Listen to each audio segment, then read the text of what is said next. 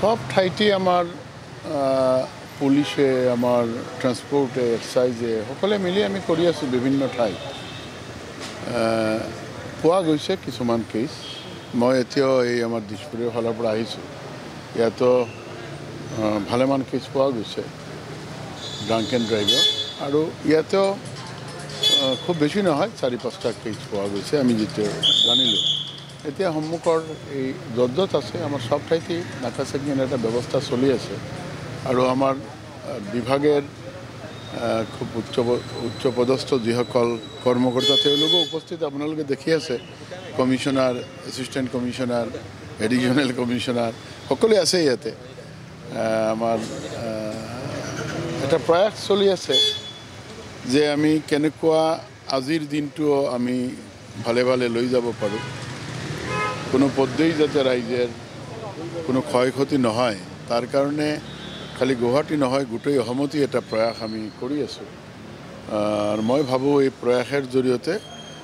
দুৰ্ঘটনা অন্তত বহুতখিনি হ্ৰাস হ'ব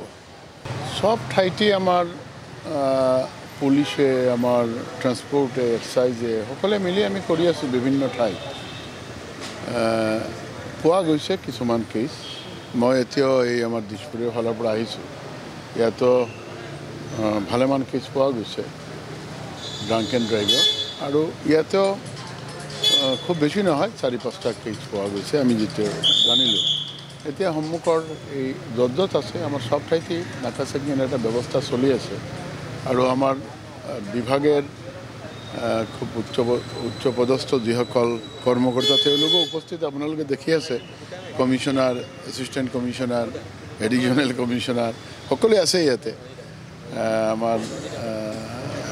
এটা প্রয়াস চলি আছে যে আমি কেনেকুৱা আজিৰ দিনটো আমি ভালে ভালে লৈ যাব পাৰোঁ কোনো পদ্ধতি যাতে ৰাইজৰ কোনো ক্ষয়ক্ষতি নহয় তাৰ কাৰণে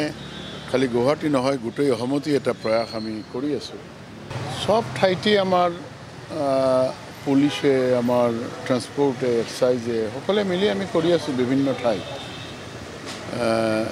পোৱা গৈছে কিছুমান কেছ মই এতিয়াও এই আমাৰ দিছপুৰীয়া ফালৰ পৰা আহিছোঁ ইয়াতো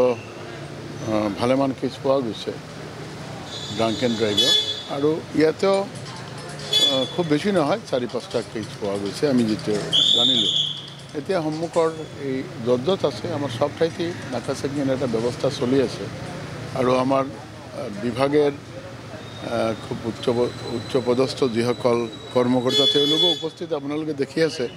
commissioner assistant commissioner additional commissioner সকলে আছে ইয়াতে আমার এটা প্রয়াস চলি আছে যে আমি কেনেকুৱা আজিৰ দিনটো আমি ভালে ভালে লৈ যাব পাৰোঁ কোনো পদ্ধতি যাতে ৰাইজৰ কোনো ক্ষয়ক্ষতি নহয় তাৰ কাৰণে খালি গুৱাহাটী নহয় গোটেই অসমতে এটা প্ৰয়াস আমি কৰি আছোঁ আৰু মই ভাবোঁ এই প্ৰয়াসৰ জৰিয়তে দুৰ্ঘটনা অন্তত বহুতখিনি হ্ৰাস হ'ব